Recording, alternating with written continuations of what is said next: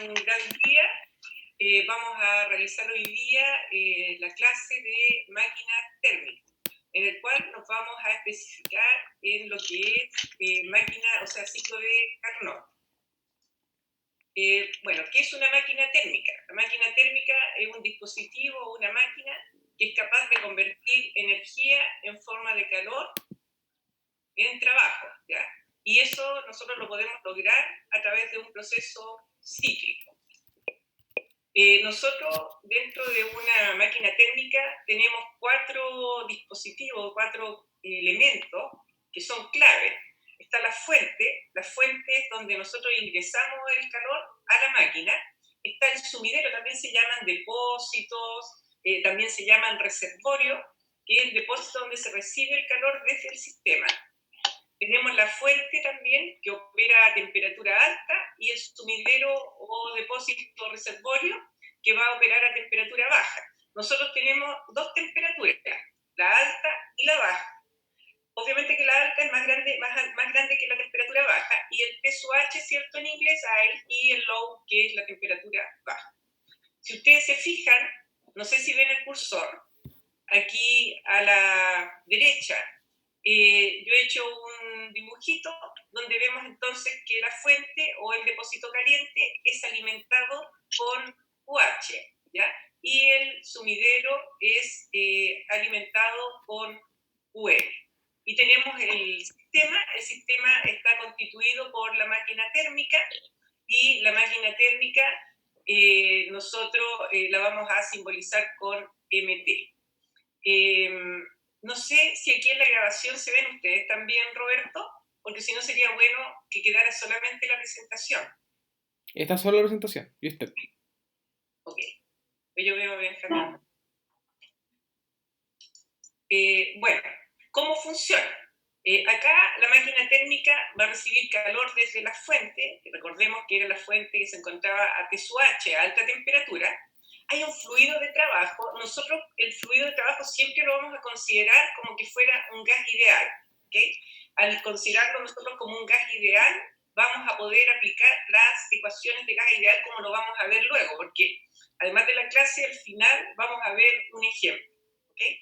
Bueno, este fluido de trabajo va a absorber el calor, el cual lo va a convertir en trabajo neto. Recordemos que el calor nosotros lo simbolizamos con la letra Q. Si ponemos Q sub H, va a ser el calor, ¿cierto? Caliente, como el que está a alta temperatura, y el Q sub L va a ser el calor de baja temperatura. El T sub H, temperatura caliente, el T sub L, temperatura baja, y el W corresponde al trabajo. Si nosotros utilizamos letras minúsculas para el W y O para el calor, el Q, significa que estamos trabajando con propiedades específicas, es decir, están en kilojoule partido por kilogramo o en BTU partido por libra, dependiendo del sistema de unidades que estemos utilizando. Si está solamente en kilojoule o en BTU, significa que está como propiedades totales. ¿Okay?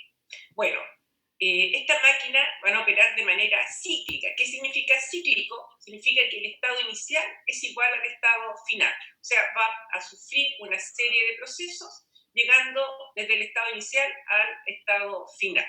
Y el fluido de trabajo puede ser agua, puede ser gases ideales, gases desviados de la idealidad, pero insisto, para efectos del curso, nosotros solamente vamos a considerar gases ideales. Lo que significa, eso anótenlo bien, que ustedes no pueden utilizar las tablas de vapor, porque las tablas de vapor solamente se utilizan cuando el fluido es agua, ¿ok? En este caso no es agua. Por eso cuando alguien me preguntó, ¿es necesaria la tabla de vapor? Le dije que no, ¿ya? Bueno, acá ustedes pueden ver el esquema de una máquina térmica, ¿ya? Tenemos acá al medio, ven el cursor, ¿verdad? De acá al medio tenemos la máquina térmica. Esta máquina térmica es alimentada por una fuente de alta temperatura, la cual entra, ¿cierto?, con un calor Q sub H. El Q sub H siempre es positivo, ¿ya? Luego entra un calor Q sub H y va a salir un calor más frío, el Q sub L, ¿ya? Este calor Q sub L siempre es negativo, por lo que a veces en algunas ecuaciones nosotros le ponemos un valor absoluto, porque cuando hacemos los balances de energía ya está inserto el signo negativo, en algunos casos. ¿ya? Y acá tenemos que sale un trabajo, porque recordemos cuál era el objetivo de la máquina térmica, que era producir trabajo a partir del ingreso de calor. Entonces va a generar este trabajo. ¿Entendido?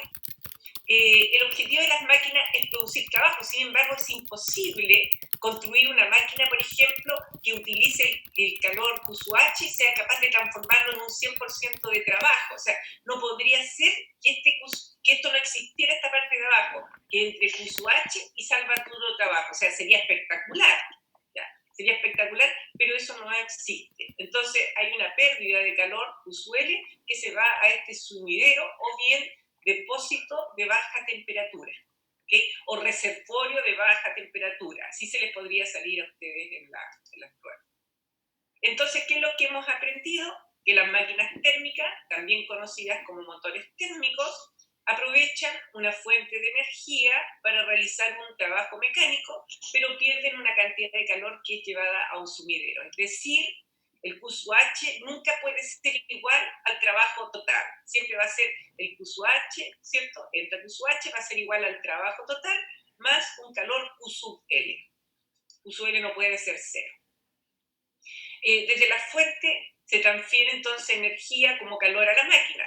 No puede transferirse desde la máquina íntegramente solo trabajo y una parte de la energía debe ser transferida entonces como calor al sumidero. Eso es lo que hemos aprendido en estos 2 o 3 minutos de clase.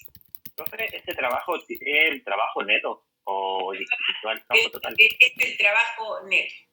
Neto. ¿Ya? Sí. Entonces, claro, porque te entra, sale trabajo. Entonces, al hacer el balance de energía, como lo vamos a ver luego, entra QSUH y eso va a ser igual a W más Q sub L. ¿Ya? Bien, la fuente y el sumidero les puse ahí también, que se conocen como reservorios, reservas térmicas, también focos. Pero yo si te pongo un foco, ¿cómo tú vas a saber si es de temperatura baja o temperatura alta? Porque te lo tengo que decir, el foco de baja temperatura o el foco de alta temperatura. Y si no te lo digo, te lo doy disfrazado. Te digo, el foco A tiene una temperatura de 500 grados Celsius y el foco B tiene una temperatura de 200. Entonces, como el de la temperatura B es menor que el de la temperatura A, entonces tú sabes que el foco A corresponde al foco de alta temperatura y el otro al de baja temperatura. ¿Ok? Bueno, el sumidero recibe energía de las máquinas también a través de calor, y aquí el calor lo designamos, insisto, como Q sub L o Q sub L mayúscula, dependiendo de las unidades. Si es Q minúscula es porque está en kilojoule partido por kilogramos o BTU partido por libras. Y si es Q sub L mayúscula, significa que es propiedad total, es decir, está en kilojoule o en BTU. Y la temperatura también sería, en este caso del sumidero, debiera ser T sub L para el caso de una máquina de calor. Ahí les puse, por si alguien no lo anotó, qué es lo que significa H y L. ¿Ya? H, temperatura alta o calor, ¿cierto? Dice que esta reunión tiene minutos ilimitados. ¿Okay? Y el L que representa a la propiedad, ¿cierto?, a baja temperatura. Bien, ejemplo de una máquina térmica, esto me imagino que todos los conocen. ¿Ya? ¿Quién es este? ¿Quién recuerda? Este es el ciclo de Rankine. Tenemos la caldera, la turbina, un ciclo muy simple de Rankine, ¿ya? Y eso ya es un ejemplo de una máquina térmica. ¿Por qué? Porque el objetivo de esto era generar trabajo a través de la turbina, ¿se acuerdan? Bueno, lo deben recordar por el proyecto. La turbina es una máquina de fluido a través de la cual pasa un fluido en forma continua y entrega su energía cinética, ¿cierto? Como con rodetes o árboles. Bueno, acá están los objetivos, ¿cierto?, de cada uno de los dispositivos, que eso ustedes ya lo manejan, pero igual lo dejé escrito para que ustedes lo puedan revisar, que la bomba convierte el trabajo en energía de flujo, para líquidos se utilizan bombas, para gases se utilizan compresores. La caldera es intercambiador de calor y transforma el líquido en vapor. La turbina transforma la energía de fluido en trabajo.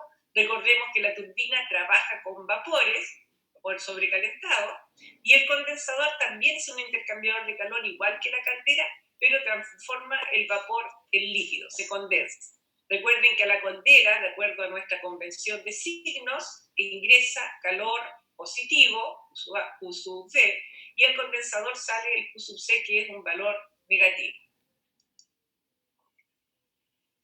Acá, recordemos nosotros, ¿cierto?, que el trabajo de neto era el trabajo de la turbina más el trabajo de la bomba. ¿Se acuerdan cuando veíamos el ciclo de Rankine? Donde el trabajo de la turbina era positivo y el trabajo de la bomba era negativo.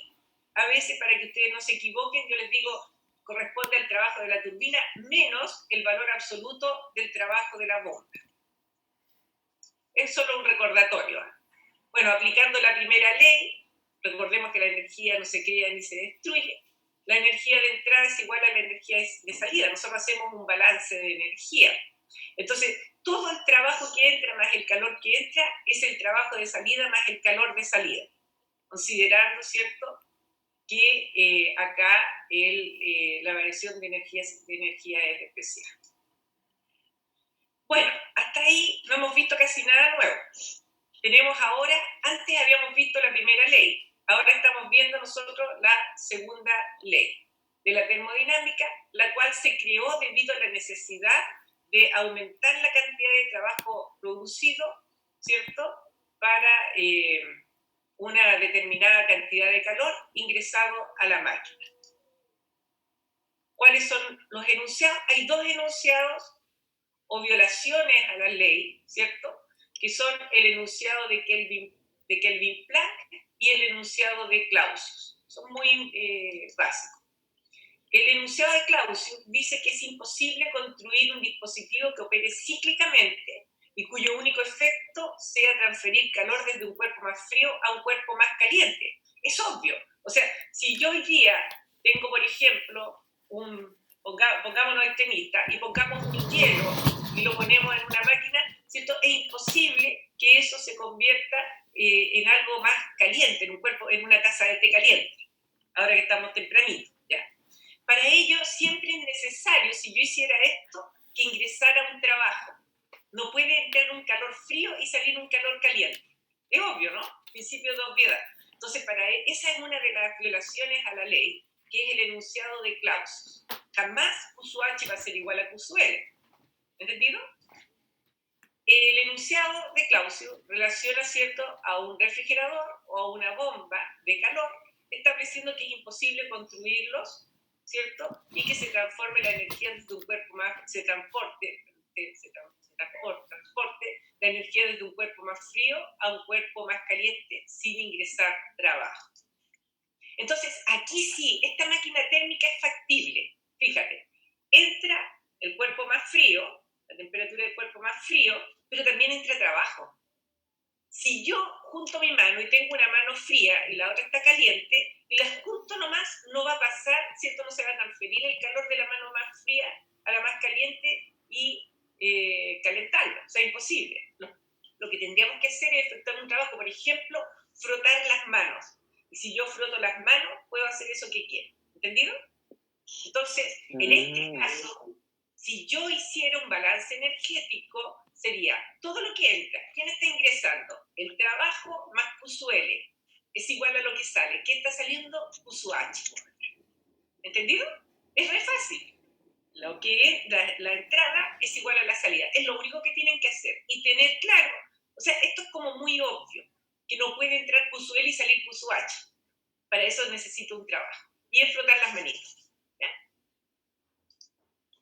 El enunciado de Kelvin-Planck dice, es imposible construir un dispositivo que opere cíclicamente, acuérdense que estas máquinas térmicas operan de manera cíclica, y cuyo único efecto sea la generación de trabajo y la transferencia de calor desde un único cuerpo. O sea, dice, oye, ¿cómo voy a entrar Q sub H y se me va a generar todo el trabajo? O sea, sería espectacular, sería 100% eficiente, y esa cosa no existe. Siempre hay una pérdida de calor. Es decir, ingresa QH, sale trabajo, pero también sale Q sub L. ¿Ok? Entonces, acá les hice un ejemplo. Por ejemplo, es imposible este escenario de acuerdo al enunciado de Kelvin-Planck, que entre, ¿cierto?, el calor y que salga todo en trabajo. ¿Ok? Entra acá por abajo, sale todo el trabajo. No se puede entonces transformar todo el calor en trabajo. Ninguna máquina térmica puede tener, ¿cierto?, una eficiencia del 100%. El enunciado de Kelvin lo puedes visualizar en esta figura, en la misma que te puse delante, pero es para que ustedes vayan entendiendo que esta máquina no puede entrar Q sub H y salir solamente trabajo. ¿Ya? Entonces, esto sí que es posible. Fíjate, por arriba, por la fuente de alta temperatura, T sub H va a ingresar Q sub H. Esta es la máquina de calor. En esta máquina de calor puedo tener agua, puedo tener un gas, el gas puede ser ideal o puede ser real. Para efectos de este curso, vamos a considerar que dentro de esta máquina tenemos un gas ideal. Y se te va a generar trabajo y Q sub L. Si tú haces un balance de energía, todo lo que entra es igual a lo que sale, te queda Q sub H es igual a Q sub L más trabajo, lo cual se convierte en esto que tienes acá. Si tú despejas, el trabajo es igual a Q sub H menos QL. ¿Ok? Entonces, en un trabajo cíclico, la máquina térmica absorbe el calor Q sub H desde la fuente térmica T sub H, realiza un trabajo y el calor excedente Q sub L lo envía al reservorio de menor temperatura. ¿Ya? Reservorio es un recipiente. ¿Cuáles son los tipos de máquinas térmicas? En realidad están las máquinas de calor. Todas son máquinas térmicas. Cuando ustedes me dicen, profe, ¿entra ciclo de Carnot o solamente máquina térmica? No, todas son máquinas térmicas, las bombas de calor, el refrigerador y las máquinas de calor. La única diferencia es que tienen objetivos distintos. Las tres tienen objetivos distintos, pero las tres corresponden a máquinas térmicas. ¿Ya? Si bien es cierto, voy a dar una pincelada de lo que son las bombas de calor y el refrigerador, pero por el tiempo, ¿cierto?, que nosotros tenemos para efectos de evaluación, solamente se va a evaluar las máquinas de calor, específicamente la máquina de Carnot. La máquina de Carnot, como voy a decir luego, es una máquina ideal. ¿Ya? Bien, aquí tienen ustedes los tres tipos de máquinas. Tenemos la máquina de calor. La máquina de calor, aquí abajo yo les puse los objetivos. Producir trabajo. ¿Ya? Entonces, acá tenemos la máquina de calor. Acá tengo una flecha mala. Esta flecha, como esta es la máquina de calor, la flecha va hacia afuera. ¿Ya? Cuidado con esta flecha. Esta flecha, ¿me ven el cursor o no? Sí. ¿Ya? Esa flecha está al revés, porque el producir trabajo, la flecha va hacia afuera. ¿Ok? Entonces, entra calor a través de esta fuente T sub H, sale calor T sub L, a un calor Q sub L, y se genera trabajo. Esta flecha va hacia afuera. ¿Ok? El objetivo, como es producir trabajo, cuando yo defino la eficiencia, tiene que ver con cuánto trabajo logré yo producir con respecto a lo que ingresó. Entonces la eficiencia va a ser el trabajo neto dividido por el Q sub H. Ya les voy a explicar bien esta ecuación. Voy a seguir con las otras máquinas. Acá tenemos un refrigerador. Si ustedes se fijan, la estructura del refrigerador y la bomba de calor son iguales. ¿Se dan cuenta? Son iguales. En las dos está entrando Q sub L desde el reservorio frío, sale a un reservorio más caliente o foco caliente, el Q sub H, pero yo, como Q sub L, no puede ser igual a Q sub H y tampoco puedo ingresar Q sub L y salir puro Q sub H, tengo que ingresar un trabajo por la ley que les explicaba adelante. Entonces, ambas estructuras son iguales. Si se fijan, refrigerador y bomba de calor. ¿En qué difieren? Difieren en el objetivo. En el caso del refrigerador, el objetivo es extraer energía desde un cuerpo, mientras que en el caso de la bomba de calor es suministrar energía a un cuerpo. ¿Ya? Entonces, si tú te fijas, aquí yo no puedo hablar de eficiencia, no se puede hablar de eficiencia cuando la máquina es alimentada con un reservorio más frío y se llama de coeficiente of performance. Eso significa coeficiente de diseño o coeficiente de ejecución, que viene siendo la eficiencia del refrigerador y de la bomba de calor. ¿Quiénes van? Si ustedes se fijan, aquí el objetivo es producir trabajo, aquí arriba va trabajo, aquí es extraer energía desde un cuerpo, o sea, es extraer energía Q sub L, por lo tanto acá arriba va Q sub L, y aquí es suministrar energía a un cuerpo, es decir, Q sub H va arriba Q sub H, o sea, en el numerador va el objetivo, ¿entendido? el objetivo de la máquina. Abajo, en el denominador, va quién está alimentando. Aquí el que alimenta es Q sub H. Aquí, para que se genere el Q sub L, ¿cierto? Como es extraer la energía, tiene que ver con el trabajo neto que ingreso, es el que está ingresando, y en el caso de la bomba de calor también es dividido por el trabajo neto.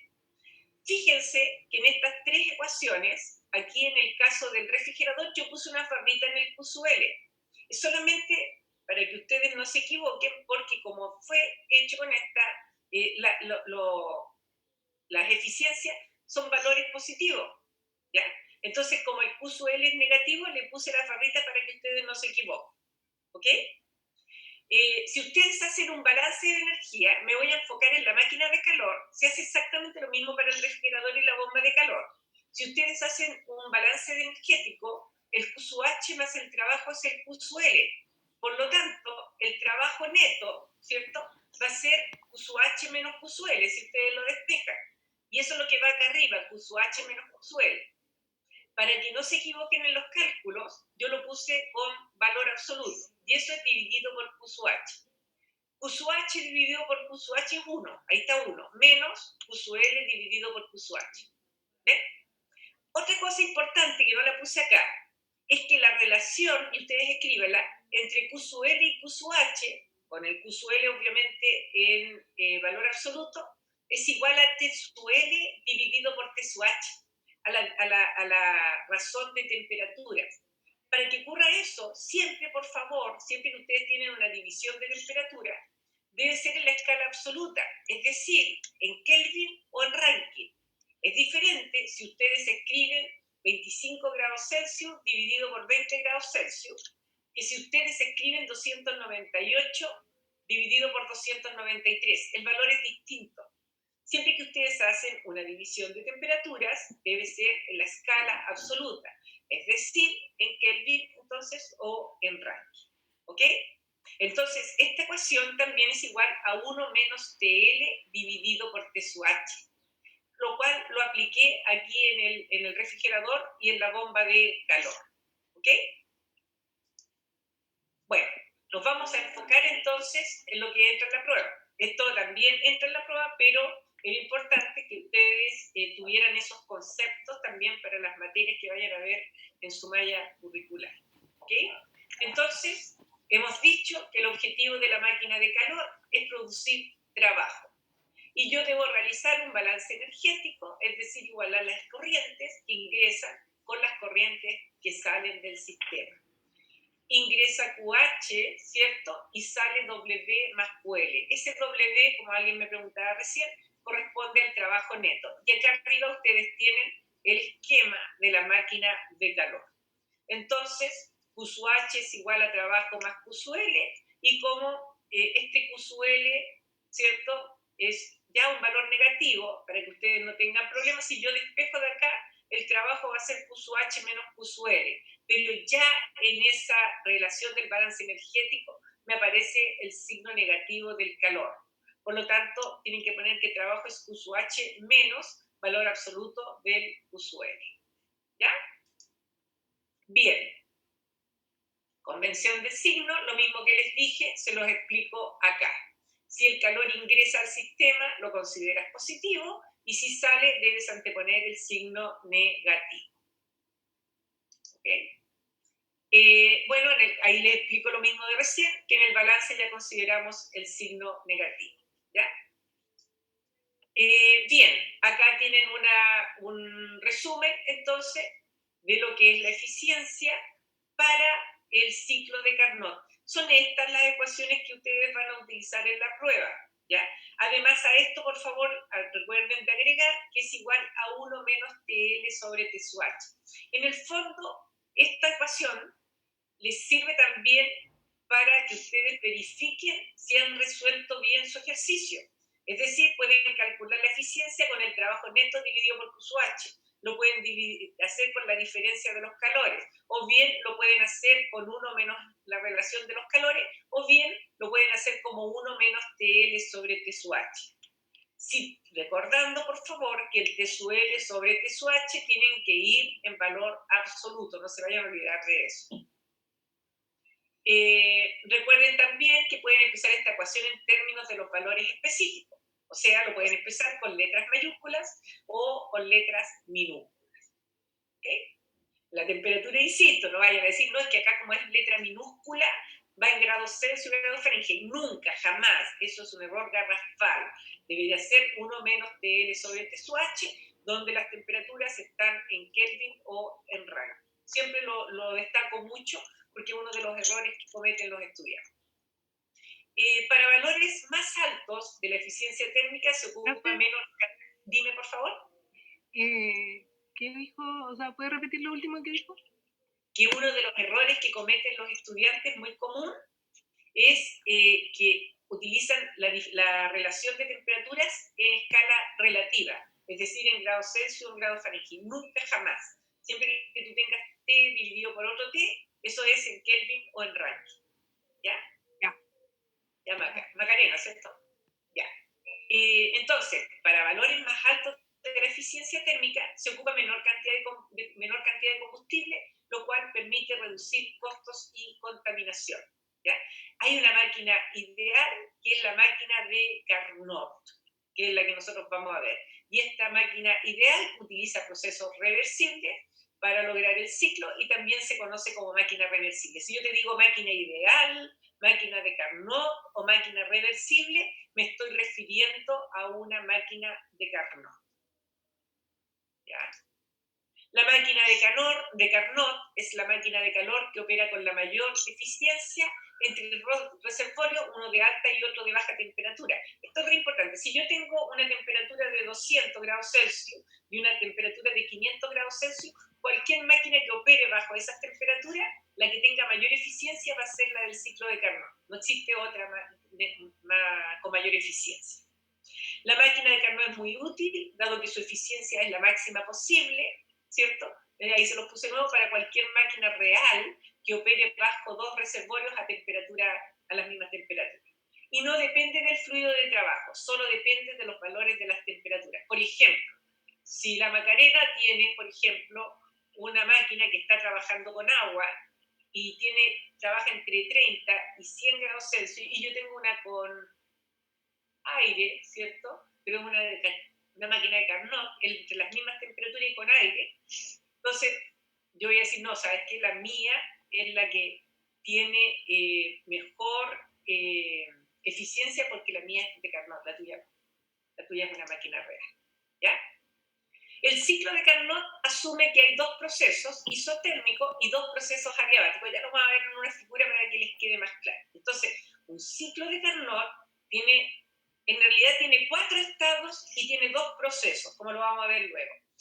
Un proceso a alta temperatura, que es a T sub H, y un proceso a baja temperatura que tiene que ver con el T sub L, con el reservorio de baja temperatura. ¿Okay? La máquina de Carnot se asocia, ¿cierto?, a un ciclo de Carnot y la sustancia de trabajo la vamos a considerar como un gas ideal y se compone de 4 procesos reversibles. 2 de esos procesos, como lo vamos a ver, son adiabáticos. ¿Qué significa adiabático? Significa que no hay transferencia de calor. El calor vale 0 para esos 2 procesos. Recuerden que tienen 4 procesos. Y los otros 2 son isotérmicos. En el de alta temperatura ingresa Q sub H, ese Q sub H siempre es positivo, y en el de baja temperatura está el que cede calor, que es el Q sub L, el calor de baja temperatura, y ese Q sub L es negativo. ¿Ya?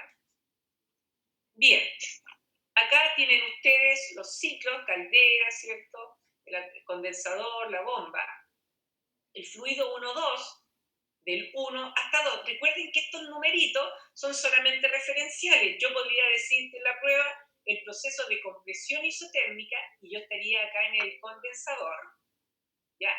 Y ahí, si yo te dijera el proceso de compresión isotérmica comienza en el estado 1, el estado 1 estaría acá. ¿Ven el cursor o no? Aquí abajito. ¿Ok? 1, 2, 3, 4. Siempre el ciclo de Carnot nosotros lo vamos a hacer de acuerdo a la dirección, ¿cierto?, del reloj. ¿Ok? En el 1-2, que es acá arriba donde está la caldera, el fluido se calienta reversible e isotérmicamente en una caldera. Y aquí hay una expansión isotérmica. siempre que hay una expansión, si yo suelto las manos, aumenta el volumen, pero disminuye la presión. En un proceso de expansión, aumenta el volumen y disminuye la presión. Después, en el 2-3, donde tengo la turbina, hay una expansión isoentrópica. Isoentrópica es que hay igual entropía en una turbina. Y hay una expansión adiabática reversible, es decir, en la turbina no hay una pérdida de calor, y al ser una expansión, de nuevo, tengo las manos cerradas, las abro, al abrir aumenta el volumen, pero la presión disminuye, ¿ya? Después, en el 3-4, que es donde está el condensador, aquí ya se va, ¿cierto?, el calor al sumidero o foco frío. Acá se condensa de manera reversible e isotérmicamente. Todos los procesos son reversibles. Isotérmico significa temperatura constante en el condensador, y acá hay una compresión isotérmica. ¿Qué significa compresión? La tenía las manos abiertas, ahora las cierro. Al cerrar las manos, disminuye el volumen, y si las sigo apretando, va a aumentar la presión. Siempre que hay compresión, disminuye el volumen y aumenta la presión. Pero esa compresión es isotérmica además, es decir, que la temperatura de inicio es igual a la temperatura de salida. ¿Ya? Después, en el 4-1, que es donde está la bomba, se condensa isoentrópicamente también a través de un compresor. Este debería ser un compresor hasta llegar a su estado inicial, y hay una compresión adiabática, es decir, de nuevo, disminuye la presión, disminuye el volumen y aumenta la presión. ¿Ya?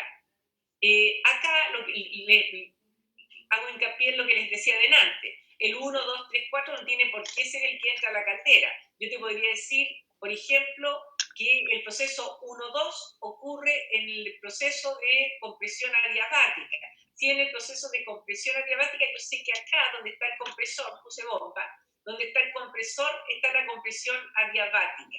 Entonces el 1 sería el ingreso. ¿Ya? 1, 2, 3, 4.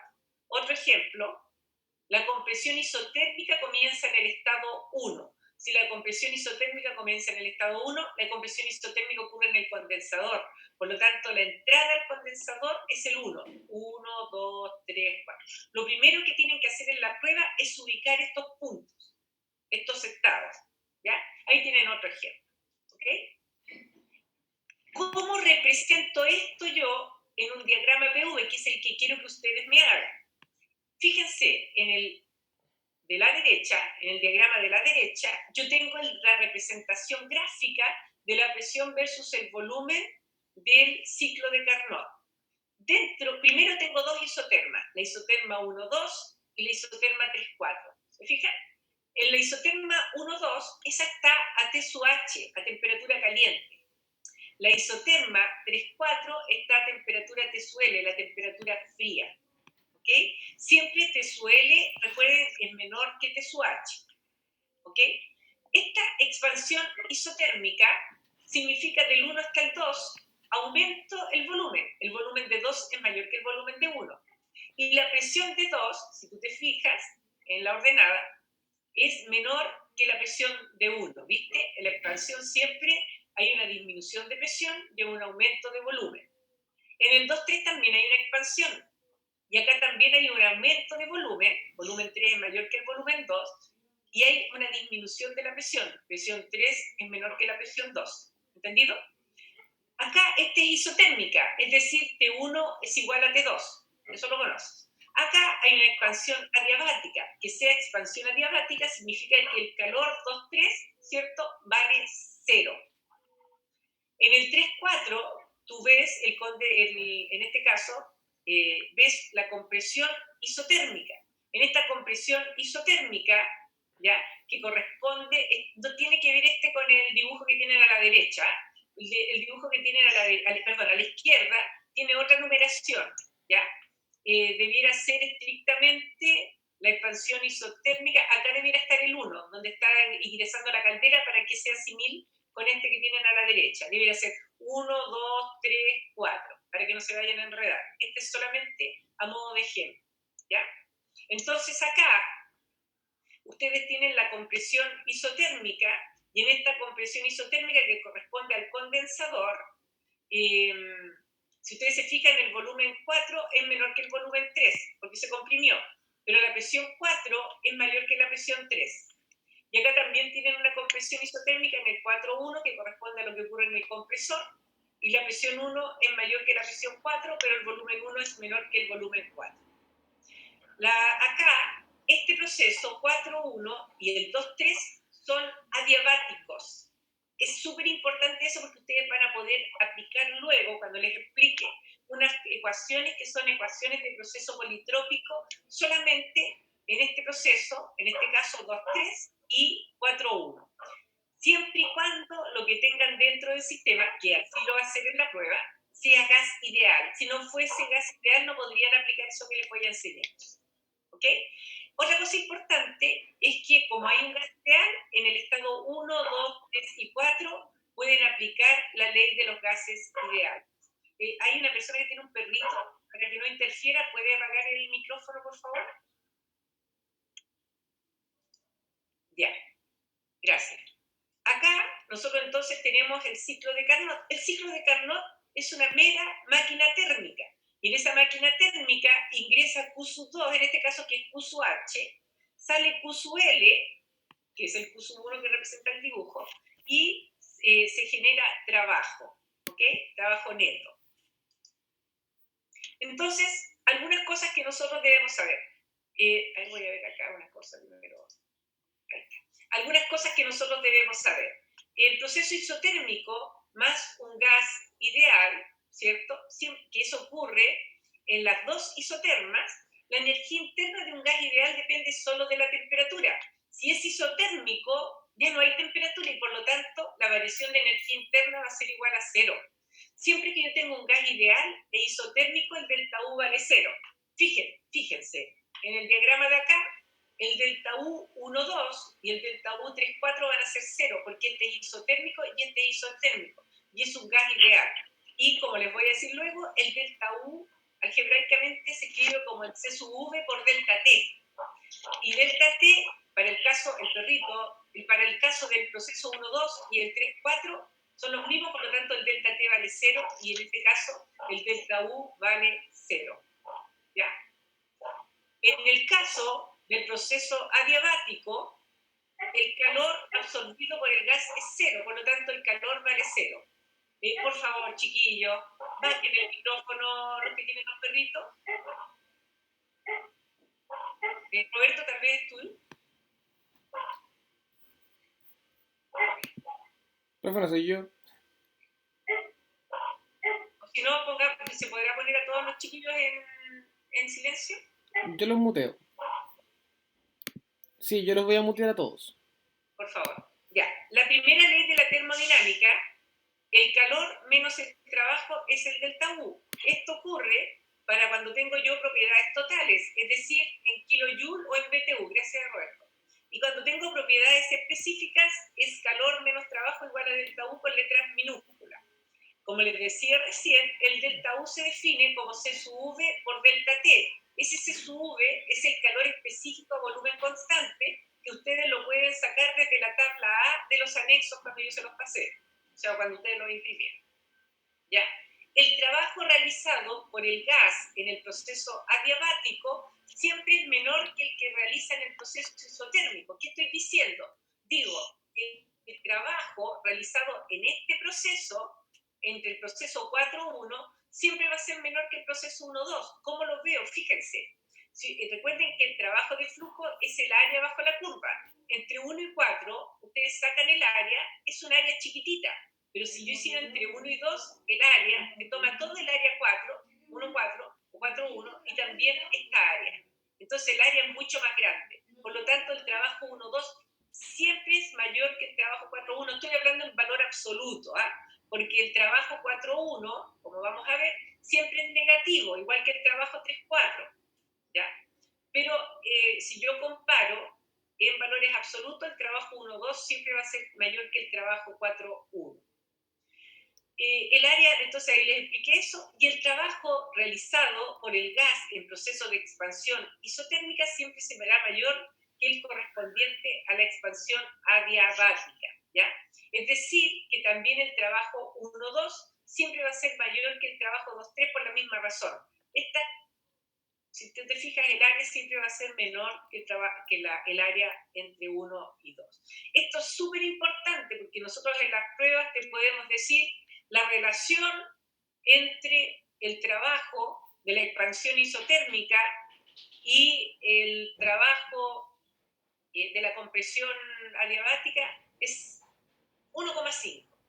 Si yo te estoy diciendo que es 1,5, como tú sabes, el trabajo 1,2 es mayor que el 4,1, por lo tanto tiene que ser trabajo 1,2 dividido por trabajo 4,1 es 1,5.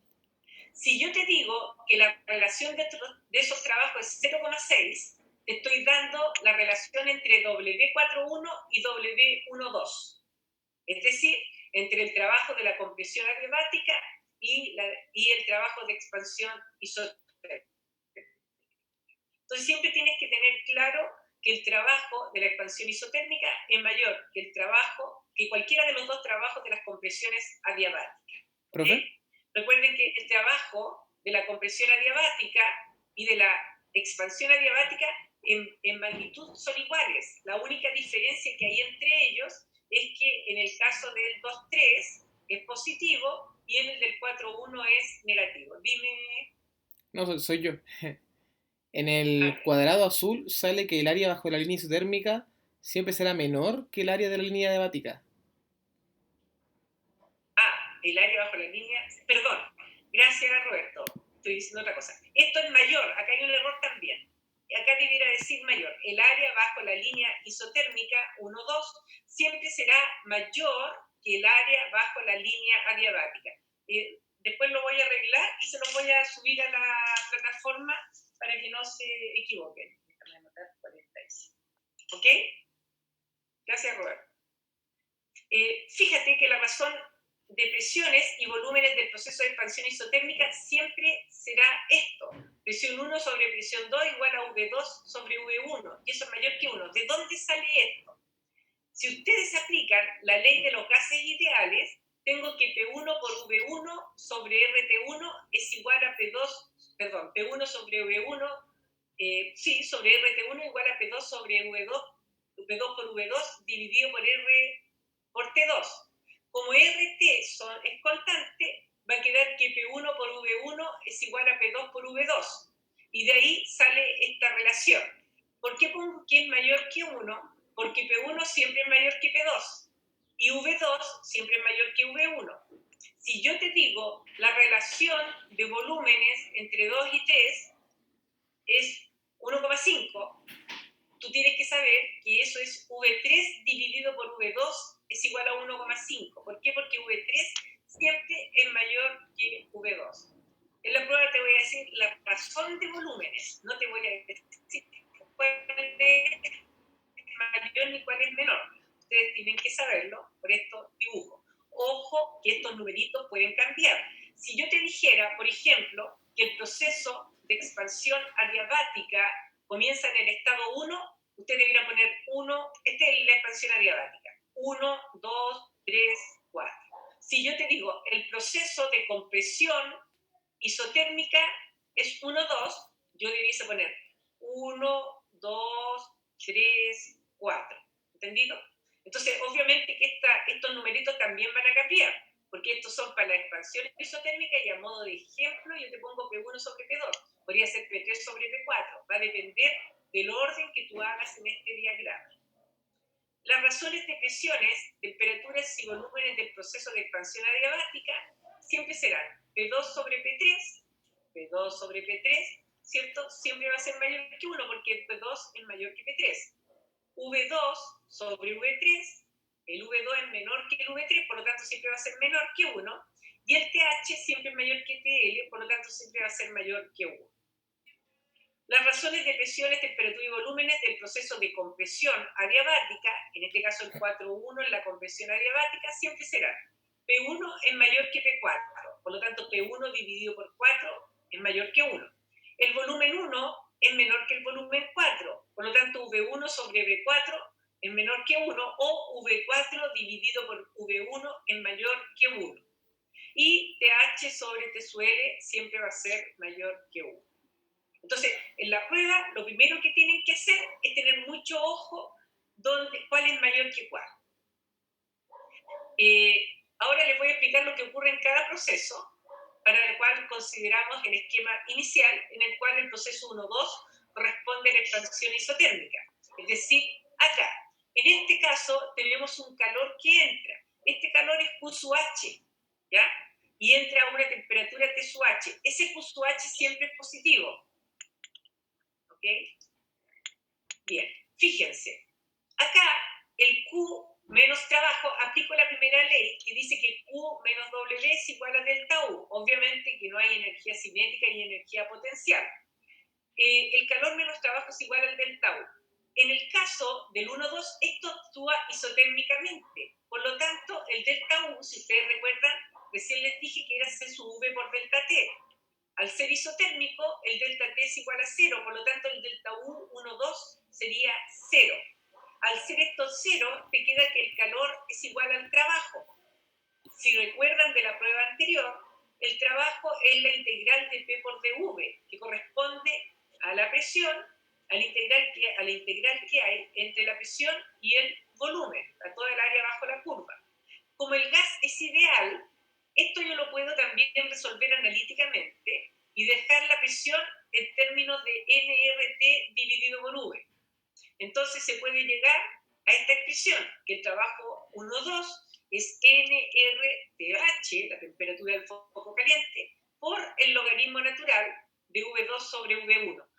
Insisto, cuidado con los índices, porque estos índices son cuando el estado 1 ingresa a la caldera. Eso en la prueba puede cambiar y de hecho va a cambiar. ¿Ya? Entonces, nRTH, logaritmo natural de V2 sobre V1. Y eso es igual a Q12. ¿Por qué? Porque, de acuerdo a la primera ley, decía que el calor era igual al trabajo, porque el delta U, recuerden que era 0. Y el Q12 es igual a QH. El trabajo 1-2, entonces, es igual al calor que ingresa del foco caliente. Ese es el trabajo que ingresa a la caldera. Este trabajo y el Q sub H siempre son positivos. Q sub H y trabajo de entrada siempre son positivos. El trabajo específico 1-2 va a ser igual a RTH, logaritmo natural de V2 sobre V1 específico. Y eso es Q12 y eso es igual a Q sub H específico. ¿Ya? Sigamos. Ahora tenemos el proceso de expansión isotérmica. La última ecuación puede escribirse en términos de la presión. P sub I por EV sub I es igual a RT sub I, que es el gas ideal. Acá, el P sub I es RT dividido por V, por lo tanto tenemos entonces la ecuación que se obtiene para el trabajo 1-2, que es P sub 1, por ejemplo, por V1, logaritmo natural de V2 sobre V1. O que es lo mismo que escribiesen ustedes el RTH, porque PV es igual a RT. O también puede ser P2 por V2 por logaritmo natural de V2 sobre V1. O por la relación de presión. Exactamente lo mismo. O sea, ustedes para calcular el trabajo 1-2 lo pueden hacer con RTH, logaritmo natural de V2 sobre V1. Lo pueden hacer con RTH, logaritmo natural de V2, V1, o RTH, logaritmo natural de P1, P2, o P1 por V1, logaritmo natural de la razón, etc. Tienen varias ecuaciones dependiendo de qué datos, información tengan. Para el proceso 2-3, aquí se hace lo mismo. El Q23 menos trabajo es igual a delta U23. Pero recuerden que la turbina funciona adiabáticamente, por lo tanto el calor vale 0. Y te va a quedar que el calor es igual a menos trabajo es igual a delta U23.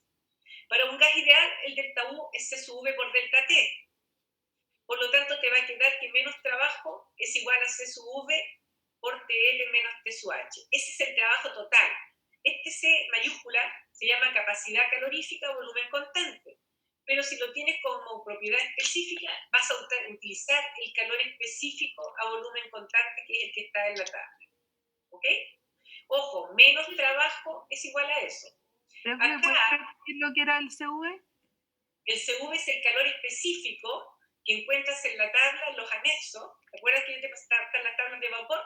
Y adelante está la tabla, si mi memoria, te digo el tiro, el apéndice A, y dice calores específicos de gases, ¿ya? Entonces, por ejemplo, el C sub V del aire es 0,717 kJ partido por kilogramos Kelvin. El del agua es 1,411, etc. ¿Ok? Eso lo encuentras en la tabla.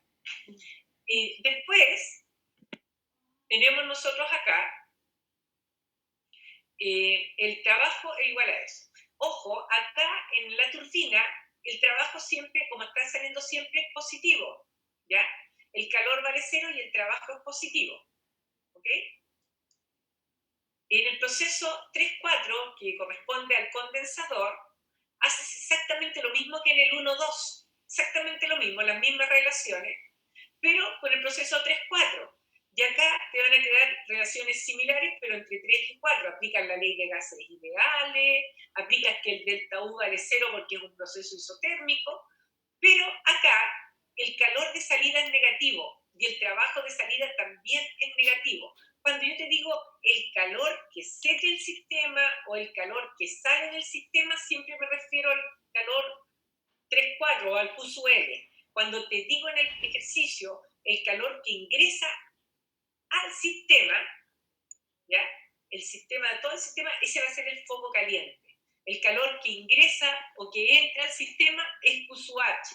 El calor del foco de alta temperatura es QH. El calor que cede del sistema, no que ingresa, que cede, que sale del sistema, es el negativo, ¿ok? Que es Q sub L. En el proceso, en el último ahora, que es el de compresión adiabática, se hace igual que el 2-3, ¿ya? Pero que va de 4-1. Entonces acá, siempre el delta T o el delta de algo es ese algo a la salida menos ese algo a la entrada. En este caso el delta T es T sub 1 menos T4, pero el T1 corresponde al TH y el T4 a TL. Por lo tanto te va a quedar TH menos TL. El trabajo del 4-1 es igual al trabajo del 2-3, pero con signo distinto, ¿ya? Y el calor en ambos vale 0. Entonces, con eso ya hemos calculado todos los trabajos y los calores para los 1, 2, 3, para los 4 procesos. Tenemos acá un resumen de lo visto. El fluido de trabajo va a ser un gas ideal, no vayan a usar las tablas porque ahí va a estar todo malo. El 1-2, que insisto, puede cambiar, puede ser 2-3 o 3-4, 4-1, dependiendo de lo que yo te diga. Si yo te digo, el proceso de expansión adiabática comienza en el estado 1, sería 1, 2, 3, 4, y todo esto te cambia, ¿ok? Acá, en este caso, el 1-2 es la expansión isotérmica. Como es isotérmico, para un gas ideal, la variación de energía interna vale 0. El calor Q sub H, que es el del foco caliente, va a ser igual al Q12, al Q1-2, y eso siempre es positivo. El trabajo 1-2 es positivo. En el 2-3 es adiabático, por lo tanto, el Q2-3 vale 0, y el trabajo 2-3, como es una expansión, siempre que es una expansión el trabajo es positivo, y siempre que es una compresión el trabajo es negativo. Entonces, en el 3-4 el trabajo es negativo y en el 4-1 el trabajo es negativo. Y acá en el 3-4 recuerden también que el delta U vale 3-4 vale 0 porque es un gas ideal, isotérmico. ¿Ya? Acá tienen entonces un resumen. Se deben equivocar. Aparece otro concepto nuevo, no se asusten, que son los procesos politrópicos. Los procesos politrópicos ocurren principalmente en gases, son de procesos de expansión y compresión, y relaciona la presión con el volumen de un gas determinado. A través de esta ecuación, P por V elevado a N es constante. Este N, si es un gas ideal, vale 1. Perdón, si es un gas isotérmico, vale 1, un proceso isotérmico. Si es un proceso isobárico, el N vale 0. Si es isométrico, vale infinito. Y si es adiabático o cuasi estático, vale K. La ecuación acá, esta ecuación de arriba, me va a quedar P por V elevado a 1 es constante. Acá P por V elevado a 0 es constante. P por V elevado a infinito es constante y P por V elevado a K es constante. Ojo, este volumen puede ser el volumen total o el volumen específico, da exactamente lo mismo, ¿ya? No cambia en nada. La ecuación final, P por V elevado a 1 es P por V constante. El P por V elevado a 0, P constante. Obvio, si es isobárico, la presión es constante. Si es isométrico, P por V infinito es constante. Y si es adiabático o cuasi estático, el P por V elevado a K es constante. Veamos, ¿a qué me refiero? Proceso politrópico, en procesos adiabáticos y gas ideal, el coeficiente K, conocido como el coeficiente adiabático, que lo tienen que calcular si en la prueba, va a ser igual a C sub P dividido por C sub V. El C sub P y el C sub V son los calores específicos a presión constante y a volumen constante respectivamente, y ustedes lo sacan desde el apéndice A de las tablas que tienen. ¿Ok? Bien, definamos algo para que tengan la idea. Proceso termodinámico pasa desde un estado inicial a otro final de equilibrio, por ejemplo, del proceso 1-2, del estado 1 al estado 2. El proceso reversible es un proceso que después de ser llevado de un estado inicial a uno final, puede retomar sus propiedades originales, porque es reversible. Y el cuasi estático o de cuasi equilibrio, pongan atención, es un proceso ideal lo suficientemente lento, es tan lento que hay desviaciones infinitesimales, muy pequeñas, a partir del equilibrio. Entonces, un proceso ideal suficientemente lento, hay desviaciones infinitesimales a partir del equilibrio y el sistema permanece infinitesimalmente cerca del equilibrio. Acá lo pueden ver ustedes. Acá tienen uno que es tan lento que va cerrándose, ¿cierto? Se va comprimiendo lentamente, entonces está en cuasi equilibrio, casi en equilibrio. Mientras que este es una compresión muy rápida, entonces ya no está lejos del cuasi equilibrio, porque eso no es infinitesimal. Es para que tengan una idea.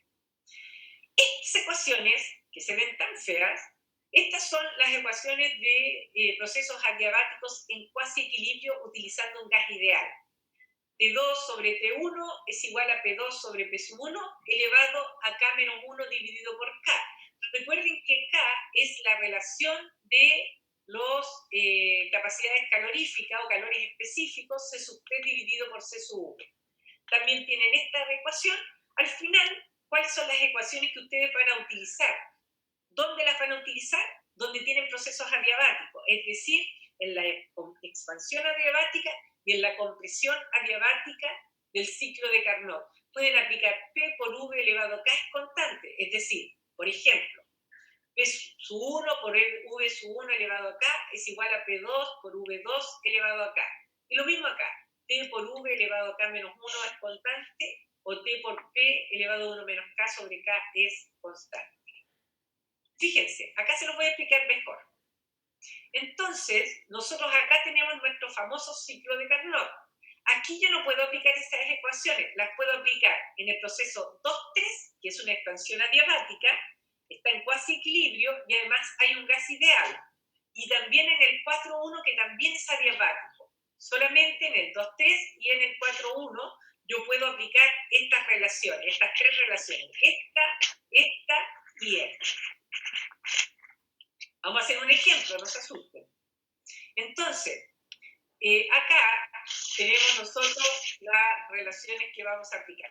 Acá y acá. Aquí les hice un recordatorio de las letras mayúsculas y las minúsculas, que las mayúsculas son de propiedades totales y las minúsculas de propiedades específicas. Roberto, por favor, sigamos. Acá se aplican sobre el proceso de expansión. Fíjate, aquí yo tengo el proceso de expansión adiabática. Si aplico las relaciones que indiqué delante del proceso politrópico, aquí yo voy a decir P2 por V2 elevado a K es igual a P3 por V3 elevado a K. También puedo aplicar T2 por V2 elevado a K menos 1 es igual a T3 por V3 elevado a K menos 1. O bien puedo aplicar esta relación elevado a 1 menos K sobre K en este proceso. Esto mismo lo puedo aplicar también al 4-1. P1 por V1 elevado a K es igual a P4 por V4 elevado a K. ¿Ya? Esto es súper importante, por ejemplo, si yo tengo los datos 4, pero de acá del estado 1 solamente tengo un dato, por ejemplo, la presión 1. Si yo conozco P4 y V4, y acá solamente la presión 1, basta con que aplique esta ecuación y puedo determinar el volumen 1. ¿Ya? Veamos un ejercicio. Concéntrense, ¿ah? Una máquina térmica que funciona según el ciclo de Carnot recibe calor desde un foco de temperatura de 220 y lo expulsa a otro a 30 grados Celsius. ¿Qué me están diciendo? ¿Quién es T sub H? 220. ¿Quién es T sub L? 30.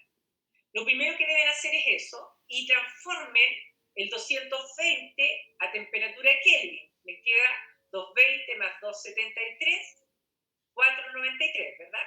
Y a 30, 273 más 30 serían 303 Kelvin, que sería el T sub L. T sub H, 220, T sub L, 30. El proceso de compresión isotérmica comienza en el estado 3, donde vamos viendo la compresión isotérmica está abajo, ¿cierto? En la isoterma de abajo, y ahí empieza el proceso 3, cuyo volumen es 12, el del estado 3, y termina en el estado 4 a una presión de 75. El sistema contiene aire, no es agua, ¿ven? Dibuje el diagrama PV y determine para cada estado el trabajo y el calor en kilojoule/kilómetro. Entonces, desde las tablas que te entregué en clase, el apéndice A debe sacar los valores de los calores específicos, C sub P y C sub V para el gas del sistema, en este caso es aire. Si ustedes van a la tabla, se van a dar cuenta que el C sub V es 0,717 y el C sub P es 1,003. Por lo tanto, el K es C sub P dividido por C sub V y eso te da 1,4. Al menos algo. El problema indica que el proceso de compresión isotérmica comienza en el estado 3. Esta es la compresión isotérmica, por lo tanto, este es el estado 3. 3, 4, 1, 2. ¿Ya? El 1,2 es expansión isotérmica, el 2,3 expansión adiabática, el 3,4 es compresión isotérmica y el 4,1 es una compresión adiabática. ¿Qué datos disponibles hay en el problema? Lo que les decía recién. Recibe calor de un foco, temperatura a 220 y lo expulsa a otro de 30 grados Celsius. Por lo tanto, T sub H es 220 y T sub L es 30. Dime. Esto está en el otro Power, ¿cierto? No lo he subido porque anoche les puse el ejercicio, pero se lo voy a subir. ¿Ya? Recuerda, bueno, en todo caso este es el ejercicio 15 del anexo que está arriba, pero igual se lo voy a subir como corresponde. ¿Ya? Y también la clase, ¿ah? La clase también se va a subir. Les voy a dar el link luego. ¿Ya? Recuerda entonces que T sub H es mayor que T sub L. El proceso de compresión isotérmica comienza en el estado 3, por eso dijimos que era este el 3, cuyo volumen es 12 metros cúbicos. Este va a ser 12 y termina en este estado 4, cuya presión es 75. Esta presión va a ser 75. ¿Ya? Fíjate, siempre tienen que buscar los estados que conozcan dos datos. Si ustedes conocen dos datos en un estado, aplican la ley de los gases ideales y determinan el otro dato. ¿Cuáles son las variables que juegan acá? Presión, volumen y temperatura. Entonces, en el estado 3, yo ya conozco la temperatura T3, que corresponde al T sub L, por favor, en Kelvin, 303 Kelvin, y conocen el V3, que corresponde al volumen específico, que en este caso es 12 metros cúbicos. Como conozco T3 y V3, aplico la ley de los gases ideales y puedo calcular la presión 3. Como tengo en este estado 4 la presión 4 y también conozco T4, calculo el volumen 4 con la ley de los gases ideales. Ya tengo todos los datos en el estado 3 y en el estado 4. ¿Cómo calculo el estado 2? En el estado 2 tengo la pura temperatura, 220. ¿Qué debiera ser? No tengo nada más. No tengo ningún otro dato. No puedo aplicar la ley de los gases ideales porque si yo aplico PV es igual a RT, no conozco ni la presión ni el volumen, solo la temperatura. Por lo tanto, tengo que acudir a otra ayuda. La ayuda es que esto es un proceso adiabático, el 2,3. Al ser un proceso adiabático, puedo aplicar, por ejemplo, todas las ecuaciones de proceso politrópico. P por V elevado a K es constante, no me sirve porque es presión y volumen. Necesito una que tengo la temperatura porque yo conozco la temperatura. Entonces digo, T por P elevado a 1 menos K sobre K. Si yo dijera T2 por P sub 2 elevado a 1 menos K sobre K es igual a T3 por P3 elevado a 1 menos K sobre K, conozco todo esto, conozco T2 y podría calcular el P sub 2. Si calculo el P sub 2, tendría T sub 2 y P sub 2 acá. Por lo tanto, el V2 lo podría calcular también con proceso politrópico. Por ejemplo, P2 por V2 elevado a K es constante. Es decir, P2 por V2 elevado a K es igual a P3 por V3 elevado a K. O bien podría aplicar la ley de gases ideales, porque ya tengo la temperatura y tengo la presión, y podría decir que el V es igual a RT2 dividido por P sub 2. Tienen las dos posibilidades.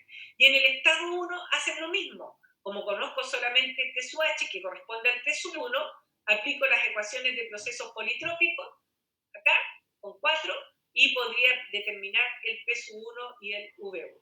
Veámoslo. Entonces ahí yo les puse, lo que debes hacer es intentar calcular todos los valores de P, V y T para cada uno de los estados, 1, 2, 3 y 4. Más que intentar, deben calcular, como sea. Recuerda que el sistema está constituido por aire, el cual es un gas ideal, por lo tanto puedes aplicar la ley de gases ideales en todos los estados. Estado 1, 2, 3 y 4. Entonces, les puse yo, es muy fácil, identifica aquellos puntos en los que tengas información de dos propiedades PVT, que sería en el estado 3 y en el estado 4. Si lo aplico acá, entonces yo puedo calcular. Para el estado 3 conoces T y V, para el estado 4 conoces T y P. Entonces, con la ecuación de gas ideal determinas P3 y V4. Aquí calculé el P3 y aquí calculé el V4, que están en el anexo de máquinas térmicas. Entonces ya puedo poner los valores de 4, tengo todo, y tengo todo también en el estado 3. ¿Se fijan? Bien. Para los estados 1 y 2 solo conocen la temperatura. Este se asustó. Espero que esto no sea de ustedes. Tienes de reserva las ecuaciones de procesos politrópicos. ¿Ya? Entonces, acá, en 2.3 y en 4.1 puedes aplicar todas las ecuaciones de procesos politrópicos. El proceso 4.1 es adiabático y el gas ideal, por lo tanto podemos utilizar las ecuaciones de procesos politrópicos. T4 dividido, bueno, ahí yo lo saqué al tiro, En realidad es T4 por P4, perdón, T4 por P4, ¿cierto? Elevado a 1 menos K sobre K, es igual a T1 por P1 elevado a 1 menos K sobre K. Por favor, ustedes como ejercicio empiecen a determinar esto por algebraico para que sepan hacer cualquier relación para la prueba, ¿ok? Vean de dónde salió esto. Es un simple despeje algebraico. Y acá tengo esta relación y determiné el P1. Para calcular el volumen 1, puedo aplicar la misma ecuación de proceso politrópico, en este caso apliqué P por V elevado a K es constante, yo tengo este valor, o bien yo podría calcularlo, como ya conozco la temperatura y la presión, podría calcularlo utilizando la ecuación de gas ideal. Da exactamente el mismo valor, ¿ya? Lo que más les acomode a ustedes. Hago lo mismo, entonces, para el otro estado, ¿ya? Entonces, el proceso 2.3 también es adiabático, gas ideal, hago lo mismo. Hago la relación T por P elevado a 1 menos K sobre K, es constante, entre 2 y 3, lo calculo y calculo la presión 2. Para calcular ahora el volumen 2, lo hago por la ecuación de gas ideal, o bien podría haberlo hecho por el proceso politrópico, que hubiese dicho P2 por V2, o sea, P por V elevado a K es constante. Debería darle el mismo valor o muy parecido. ¿Ya? Ahí se los hice, 3,56. Entonces ya tenemos todos los valores.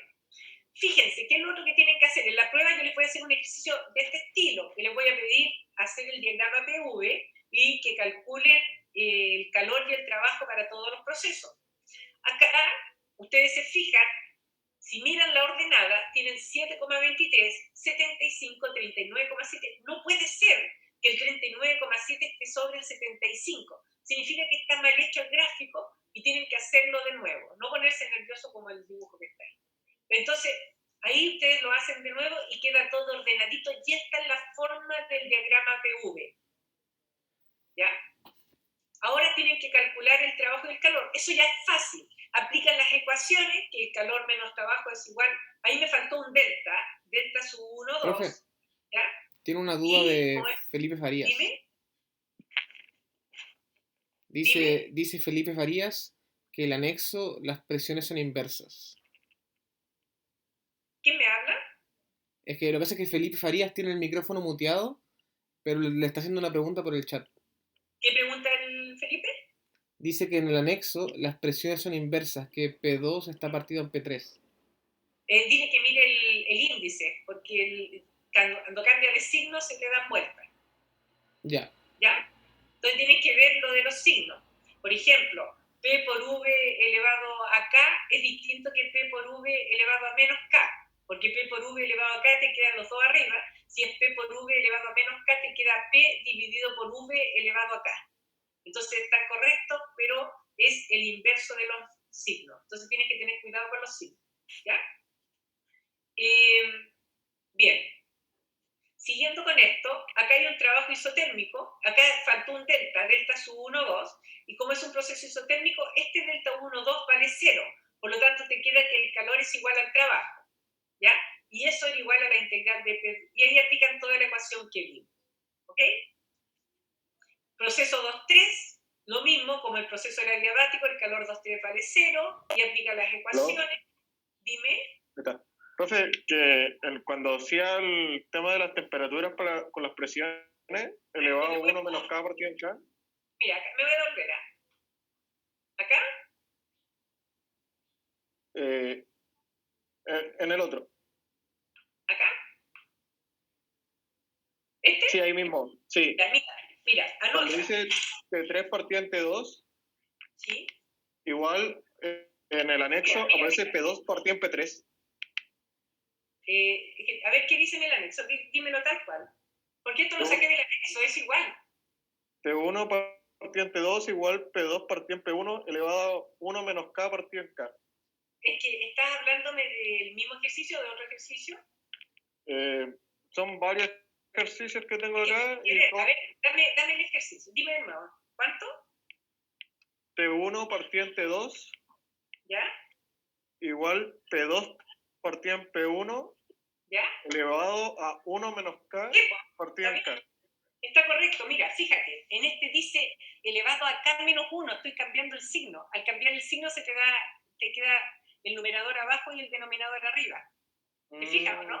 Ya. Esto sería lo mismo, si tú quieres, T3 sobre T2 es igual a lo que está ahí y es igual a P2 dividido por P3 elevado a 1 menos K dividido por K. ¿Ya? Profe, gracias. Cuando tú das, pero qué bueno que preguntaste eso, cuando tú das, cuando inviertes el numerador con el denominador, el signo de arriba también se invierte. ¿Ok? Es una cuestión de álgebra. Entonces, por eso, qué bueno que preguntaste esto, es importante que ustedes hagan ejercicios para que entiendan bien. Y por lo tanto, sigamos donde estábamos calculando los trabajos y los calores, y es eso. Después, para comprobar los resultados, no te lo pide el problema, pero yo te lo aconsejo, que determines las eficiencias por distintos métodos. 1 menos TL sobre TH, recordando que estas temperaturas van en Kelvin o en Rankine. 1 menos QL sobre QH, también te da lo mismo. Y trabajo del ciclo dividido por el QH también da lo mismo, tienes que calcular el trabajo del ciclo. El trabajo del ciclo es la suma de todos los trabajos y eso lo divides por el Q sub H y te quedaría lo mismo. Y acá están los resultados del ejercicio. ¿Ya? No sé si hay alguna consulta, chiquillos, o prefieren ustedes leer, escuchar de nuevo el video y hacemos una clase. Mira, yo pensaba el jueves a las 8, pero hay niños que tienen clase, entonces la podríamos hacer el jueves a las 10:30. No sé si les parece. Ahora ponlos a todos fuertes. Me parece.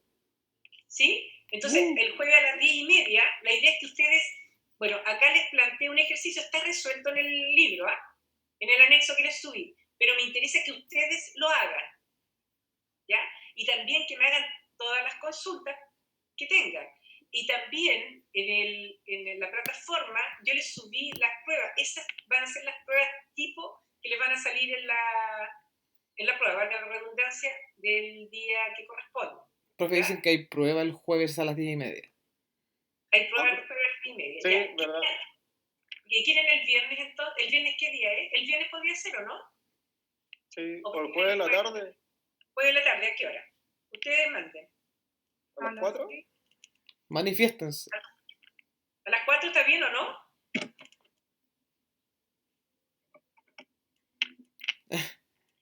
¿Sí? Ya. Entonces el jueves a las 4. La otra cosa, mañana, ¿ustedes entendieron ya todo bien? Bueno, tienen que estudiar, ¿cierto?